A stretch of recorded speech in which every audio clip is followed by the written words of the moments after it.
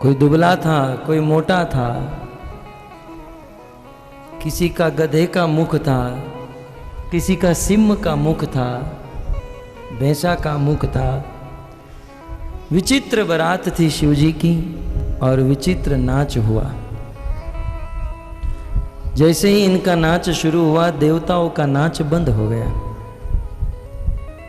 कुछ लोग अपनी मुंडी को अपने हाथ में उछाल कर नाच रहे थे, और किसी के तो धड़ मस्तक नहीं थे, केवल धड़ से ही नाच रहे थे।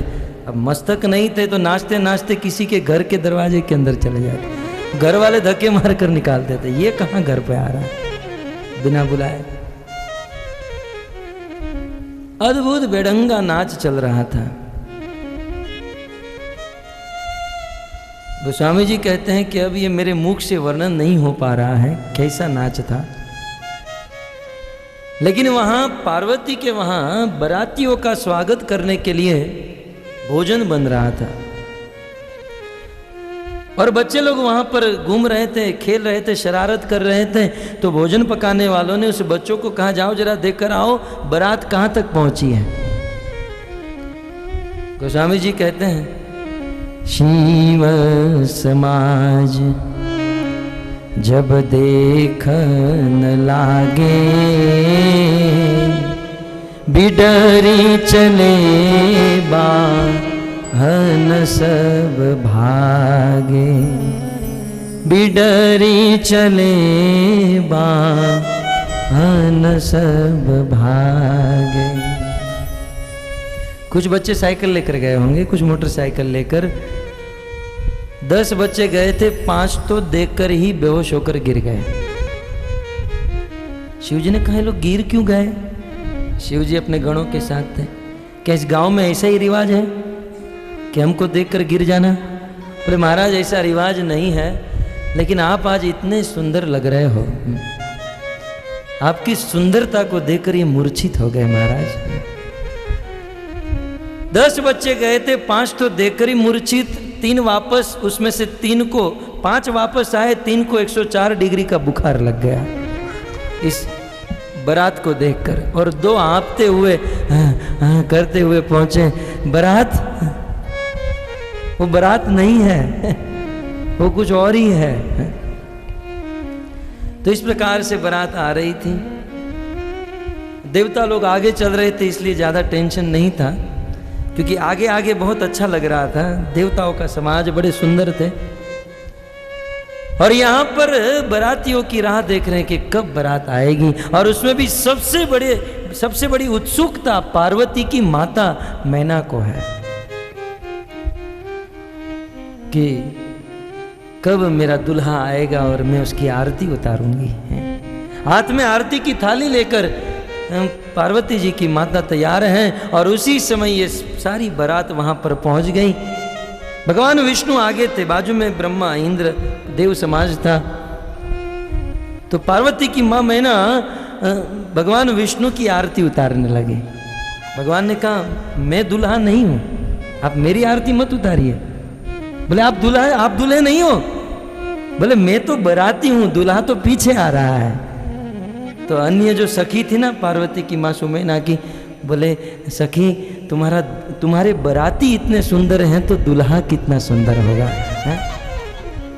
बाराती इतना सुंदर सज धज कर आया है, तुम तो बिल्कुल भाग्यवान, दुल्हा कितना सुंदर होगा। भगवान अपने मन में सोच रहे थे, दुल्हे को देखने के बाद आप में से जीवित कितने रहोगे, ये मेरा प्रश्न है।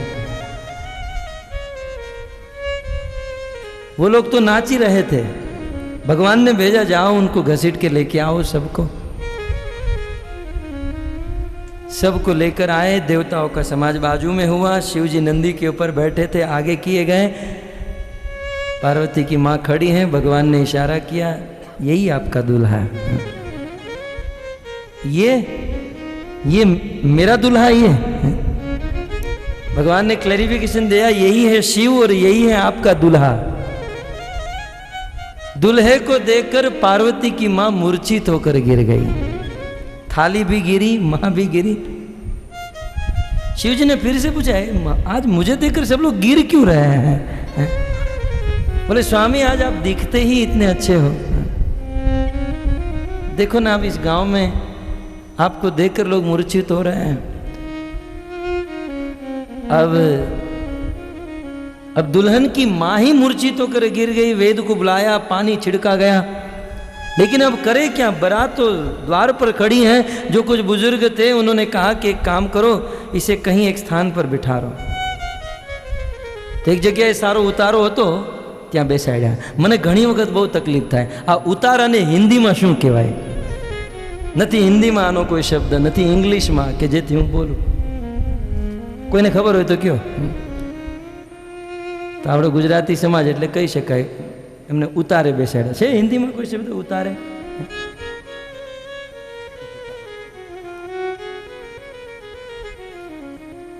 खैर, तो बिठाया सबको वहाँ स्थान पर और पार्वती की माँ को जीवित करने के लिए वेद को बुलाया, पानी छिड़का और जैसे ही इनको होश आया,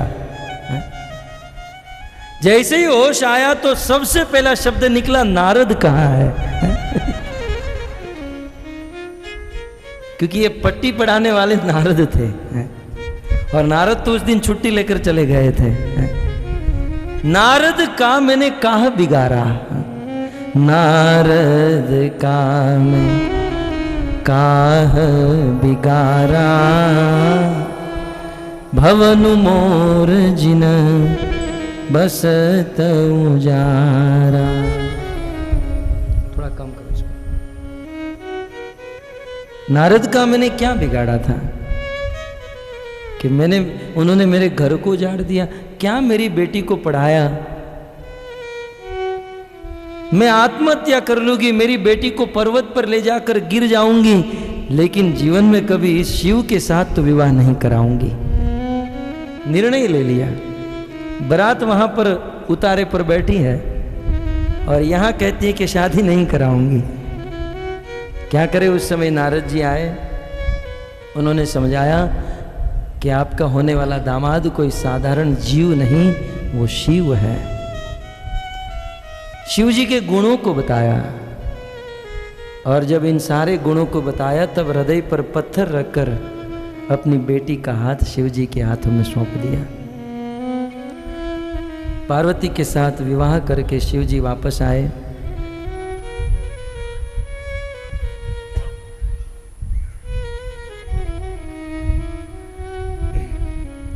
वैसे शिव और पार्वती के गृहस्थ जीवन की बहुत बहुत कथाएं हैं,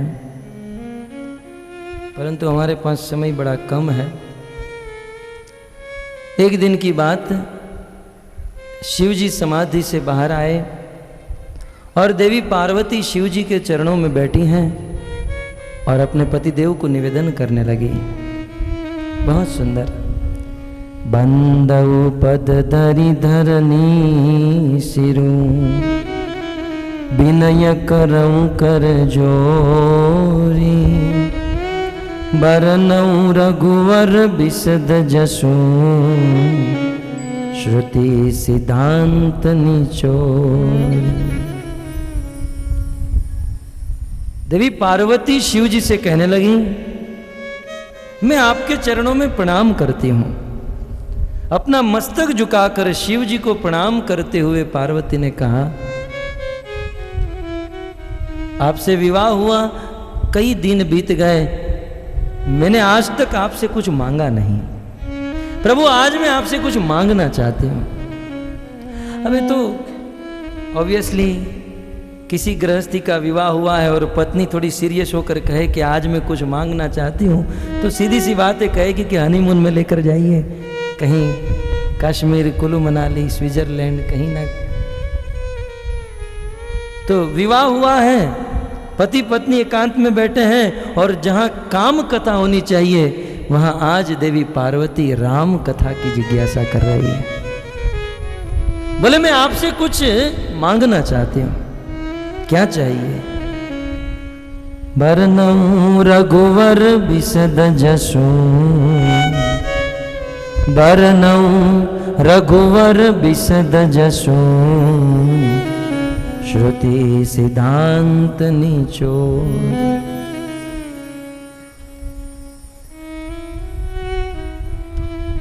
आप रघुवर भगवान श्री रामचंद्र के चरित्र की कथा सुनाइए। प्रभु आपके चरणों में मैं निवेदन करती हूं, आप मुझे राम कथा सुनाइए। एकांत में बैठा है और पार्वती शिव जी से निवेदन कर रही है। और देखिए कितनी बुद्धिमान है देवी पार्वती। राम कथा सुनाइए, श्रुति सिद्धांत निचोरी। केवल कथा नहीं, कथा के साथ श्रुति और शास्त्र के सिद्धांत भी कहिए। कितनी सुंदर बात है। कथा तो अपने आप में पवित्र है ही, परंतु कथा के साथ सिद्धांत भी जरूरी है।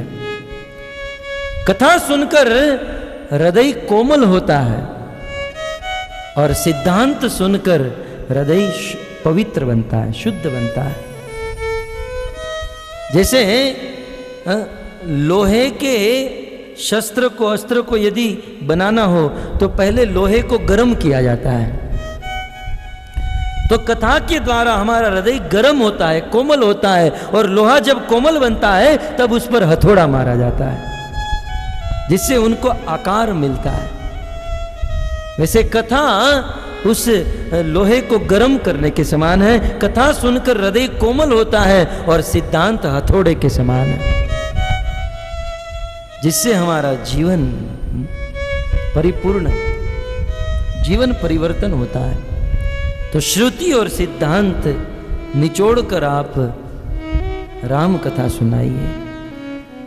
ओ राम रहस्य अनेका, कहु नाथ यते विमल विवेका। हे नाथ, और भी रामचंद्र जी के जितने भी रहस्य है, ये सारे रहस्य बताइए। मैंने आपको जो पूछा है राम के विषय में यह भी कहिए, और मैंने जो नहीं पूछा, प्रश्न पूछने में जो कुछ घट गया हो, कुछ त्रुटि रह गई हो, तो यह भी बता दीजिए। राम के बारे में बताइए। कितनी सुंदर गृहस्थी है। इस प्रकार पति और पत्नी दोनों भगवत कथा में, भगवत चर्चा में रमने लगे तो उनका पुत्र या तो भगवान हो सकता है या भगवान का शुद्ध भक्त हो सकता है। देवी पार्वती ने जिज्ञासा की, राम कथा सुनाइए। यह जिज्ञासा सुनकर ही शिव जी को अष्ट सात्विक विकार आ गया। शिव जी बड़े प्रसन्न हो गए और शिव जी के मुख से निकल गया, मंगल भवन अमंगल हारी।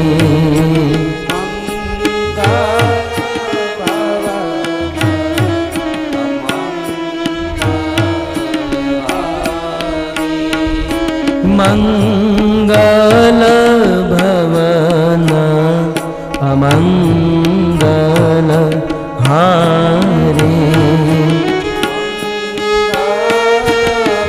सभी लोग गाइए रामायण की प्रसिद्ध चौपाई। मंगल भवन अमंगल हारे।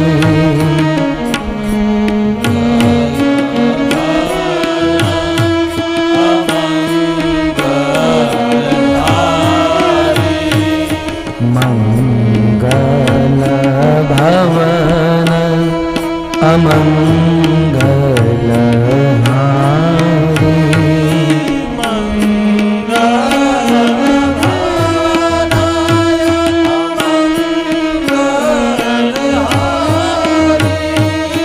द्रवसो दशरथ अजीर बिहारी।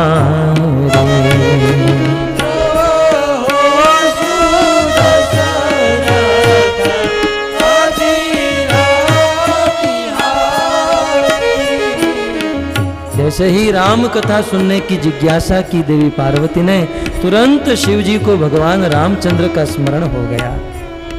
तुरंत शिव जी भगवान श्री रामचंद्र जी को मंगलाचरण करने लगे, प्रणाम करने लगे। हे मंगल के भवन हे मंगल के निधान, हे राजा दशरथ के पुत्र प्रभु रामचंद्र हमारे ऊपर द्रवित हो। और अब शिव जी देवी पार्वती को धन्यवाद दे रहे हैं। हे पार्वती आप धन्य हो। धन्य धन्य गिरिराज कुमारी,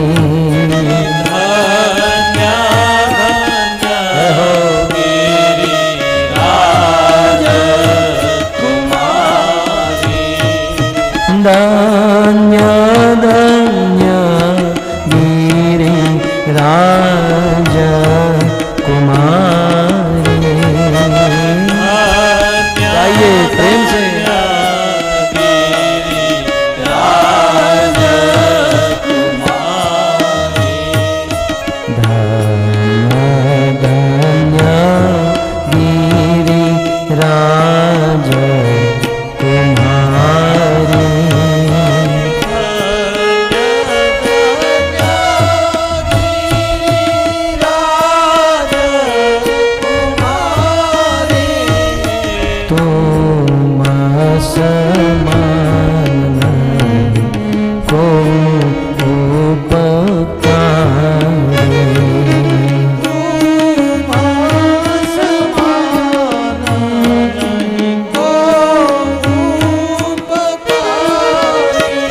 पार्वती आप धन्य हो, क्योंकि आज आपने राम कथा के विषय में जिज्ञासा करके मुझ पर बहुत बड़ा उपकार किया है। कथा शिवजी सुनाएंगे और कथा सुनाने वाला श्रोता को कहता है कि आज आपने मुझ पर बड़ा उपकार किया। सत्य बात है भक्तों। इस संसार में श्रोता ऐसा समझते हैं कि कथा सुनाने वाला हम पर उपकार कर रहा है, लेकिन सत्य तो यह है कि कथा सुनाने वाले के ऊपर श्रोताओं का उपकार होता है। क्योंकि यदि श्रोता सुनने के लिए न आए तो कथावाचक कथा कैसे बोल सकता है, कथा कैसे स्मरण कर सकता है। धन्य हो आप, क्योंकि आज आपने राम कथा के विषय में जिज्ञासा की है और आपकी ये जिज्ञासा आपके लिए नहीं पूरे दुनिया के लिए है। देवी पार्वती आज आपकी जिज्ञासा से पूरे संसार का कल्याण होगा।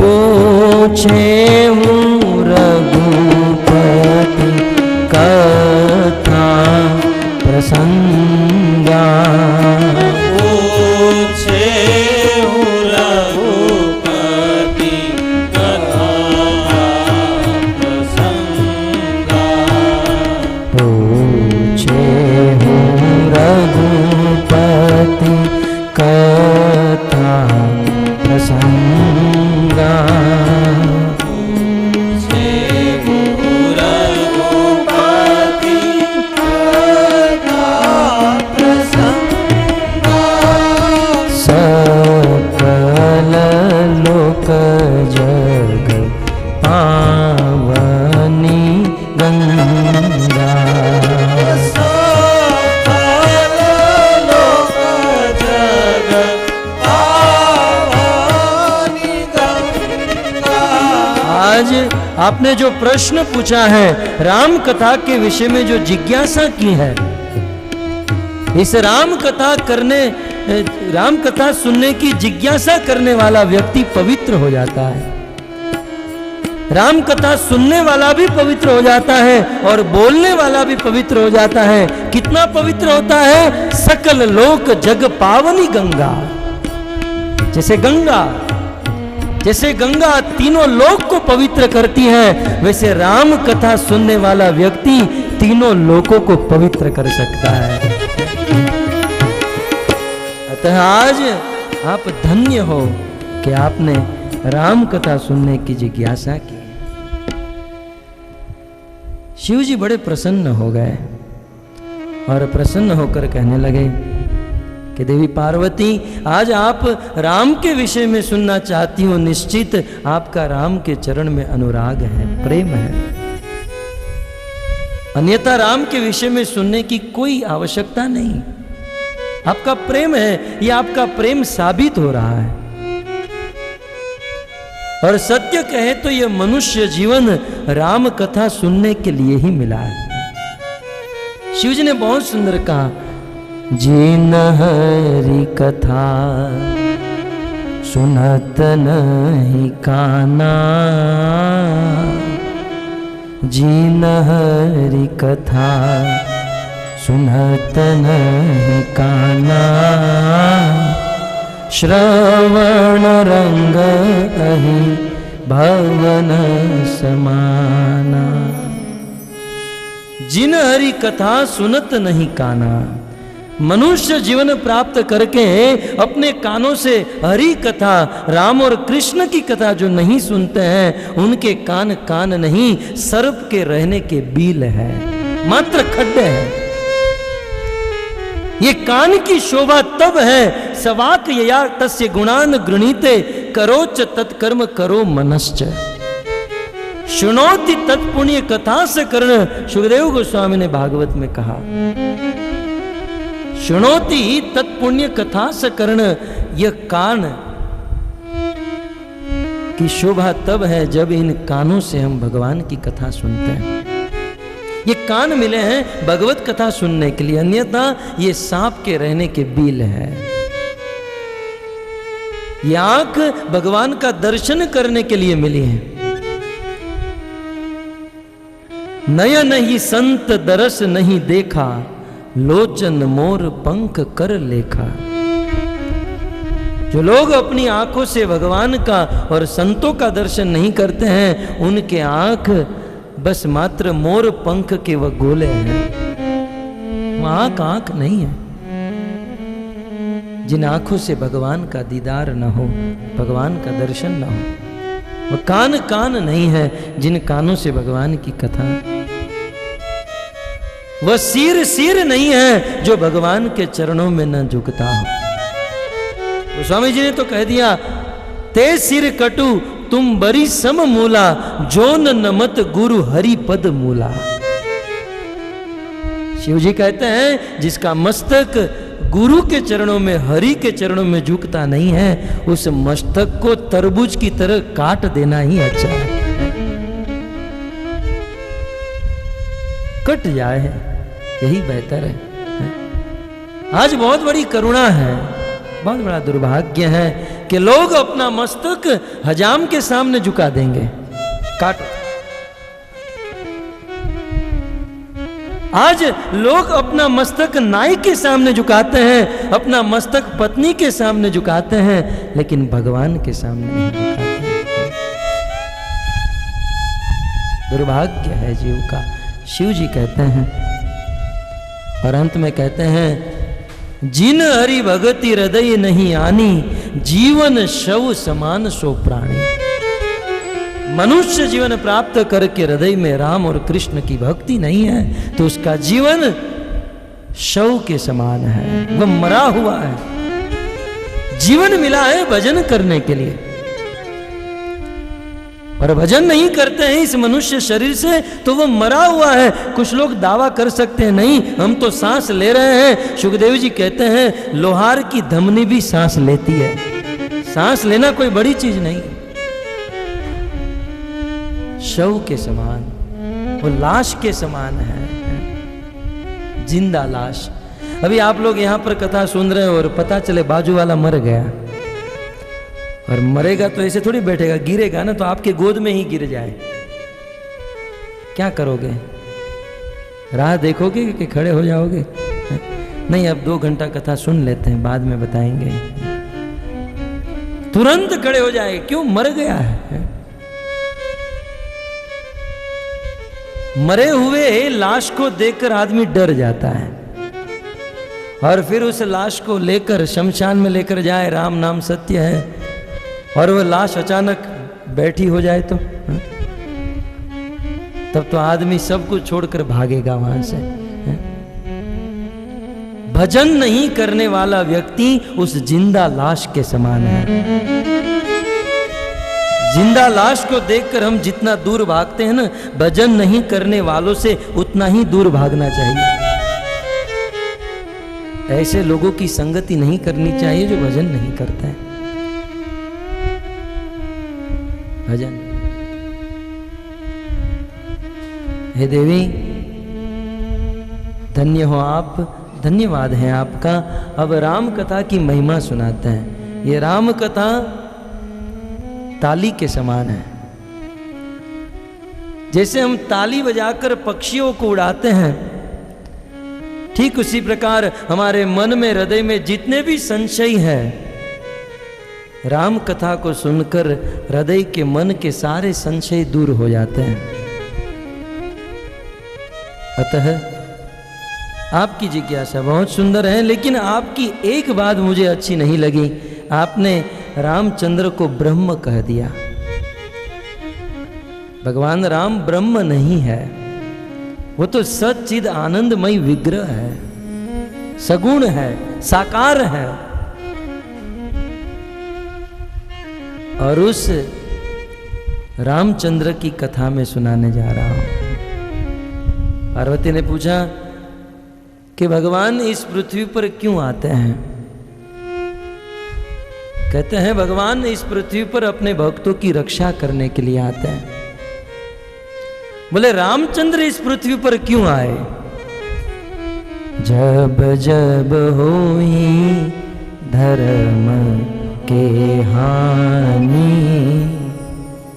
जब जब होई धर्म के हानि, बाढ़हि असुर अधर्म अभिमानी। जब जब इस पृथ्वी पर धर्म की हानि होती है, असुरों का साम्राज्य बढ़ता है, उस समय दुष्टों का विनाश करने के लिए, धर्म की स्थापना करने के लिए और अपने साधु संतों को आनंद देने के लिए भगवान इस पृथ्वी पर प्रकट होते हैं। और तीस पर भी भगवान श्री रामचंद्र के इस पृथ्वी पर आने के, रामचंद्र के अवतार के 5 कारण है। वैसे तो भगवान के अवतार के बहुत सारे कारण, लेकिन राम अवतार के मुख्य 5 कारण शिव जी पार्वती को बताते हैं और अवतार के कारणों को बताकर फिर राम जन्म की कथा सुनाते हैं। भगवान श्री रामचंद्र के अवतार का प्रथम कारण, एक दिन की बात, ब्रह्मा जी के प्रथम 4 पुत्र सनक, सनातन, सनंदन इत्यादि सनत कुमार, जो ब्रह्मा जी के पुत्र हैं और बाल्य अवस्था में रहते हैं, जैसे ही उनका जन्म हुआ तो भगवान के चरणों की वे केसर कस्तूरी की गंध में इतने आसक्त हो गए। भगवान प्रसन्न हुए, प्रकट हो गए और कह दिया जो चाहिए वह मांग लो। सनत कुमारों ने कहा प्रभु आपको यदि देना ही है तो वरदान दीजिए कि हम बालक ही बने रहे, हमारी उम्र न बढ़े, हम बालक बने रहे। क्योंकि भक्तों मनुष्य जीवन में बाल्य अवस्था सबसे श्रेष्ठ अवस्था है। बालकों को कोई चिंता नहीं, कोई टेंशन नहीं। भगवान दत्तात्रेय ने 24 गुरु में से एक गुरु बालक को बनाया। बालक के सामने आप उनकी स्तुति करो, तुम बहुत अच्छे हो, तुम्हारा स्वभाव अच्छा है, उसे कोई मतलब नहीं है। और 2-5 गाली सुना दो बालक को, फिर भी कोई अंतर नहीं पड़ता है। चाहे निंदा हो, चाहे स्तुति हो, कोई अंतर नहीं। बालक का स्वभाव अत्यंत सुंदर। बालक को कोई थप्पड़ मार देता है, रोने लगता है, और वही आदमी 50 पैसे की चॉकलेट दे देगा तो हंसने लगेगा है? बालक का क्रोध भी बहुत बहुत थोड़े समय के लिए होता है। बाल्य अवस्था, जब आदमी शुद्ध भक्त बन जाता है, सन्यासी विरक्त बन जाता है, तब उसका स्वभाव बालक जैसा हो जाता है। तो प्रभु आप हमें वरदान दीजिए कि हम बालक ही बने रहे। बाल्य अवस्था में हैं, परम मुक्त जीव हैं, संसार के तीनों गुणों से उपराम है, नितराम है, मुक्त है, और एक दिन भगवान से मिलने के लिए इस संसार के समस्त लोकों को पार करते हुए जनलोक, महरलोक, तपलोक, सिद्धलोक, ब्रह्मलोक को पार करके विरजा कारण समुद्र को पार कर आध्यात्मिक जगत वैकुंठ में पहुंच गए। और उस वैकुंठ में भगवान से मिलने के लिए जब भगवान के कक्ष में प्रवेश करने गए तो उस कक्ष के बाहर 2 द्वारपाल खड़े थे जिनका नाम जय और विजयी। उस भगवान के द्वारपाल ने इन सनत कुमारों को, इन बालकों को रोक दिया कि आप अंदर नहीं जा सकते। इन्होंने कहा कि हम तो प्रभु से मिलने के लिए आए हैं, हमें जाने दीजिए। बोले नहीं, आप नहीं जा सकते। हमने कहा हम यहाँ के द्वारपाल हैं। सनत कुमार ने कहा नहीं, हम जाएंगे, नहीं जाने देंगे। दोनों के बीच में जाने देंगे नहीं जाने देंगे हुआ। सनत कुमारों ने देखा कि ये दोनों असुरों की तरह कार्य कर रहे हैं। असुरों का स्वभाव भक्त को भगवान से नहीं मिलने देते हैं।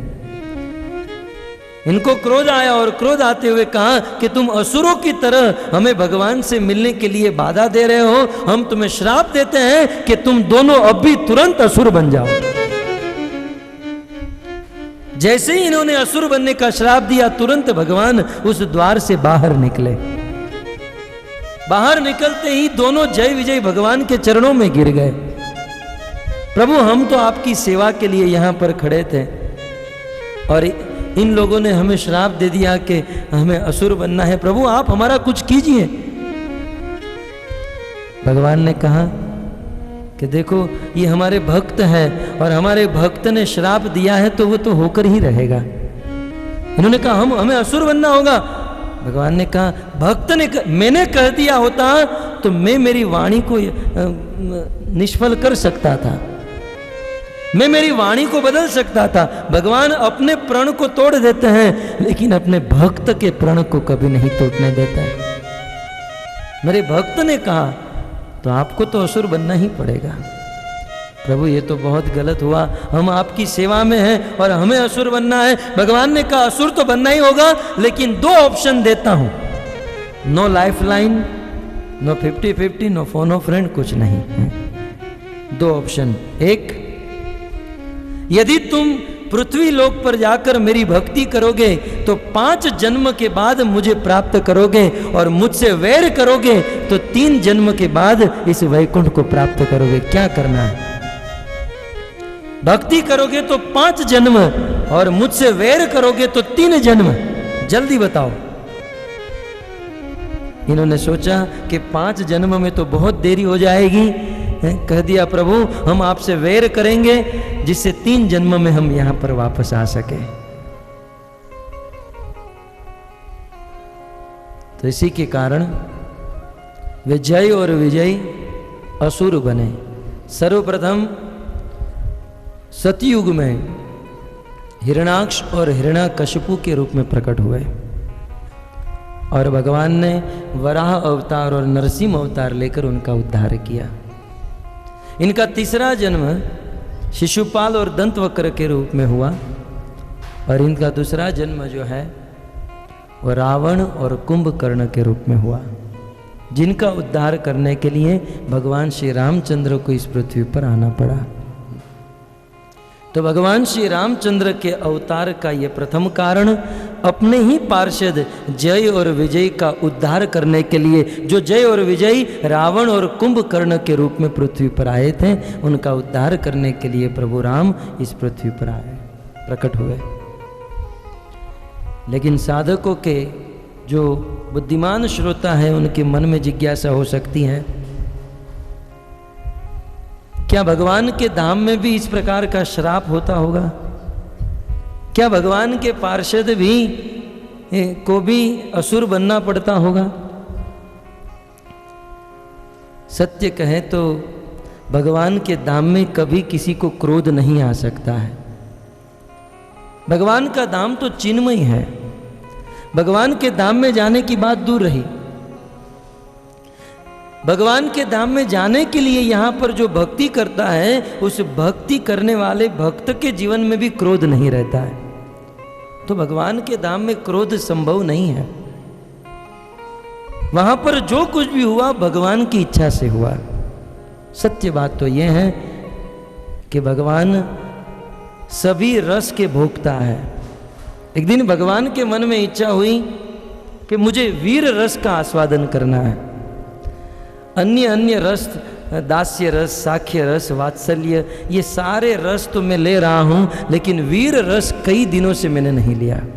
वीर रस माने किसी के साथ युद्ध करके आनंद मैंने नहीं लिया।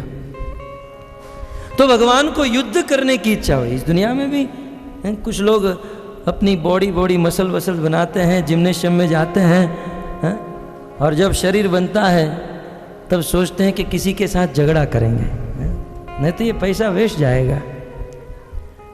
उसी प्रकार भगवान को वीर रस आस्वादन करने की इच्छा हुई और मन में सोचा कि साधारण आदमी के साथ युद्ध करूंगा तो एक थपाट में ही गिर जाएगा।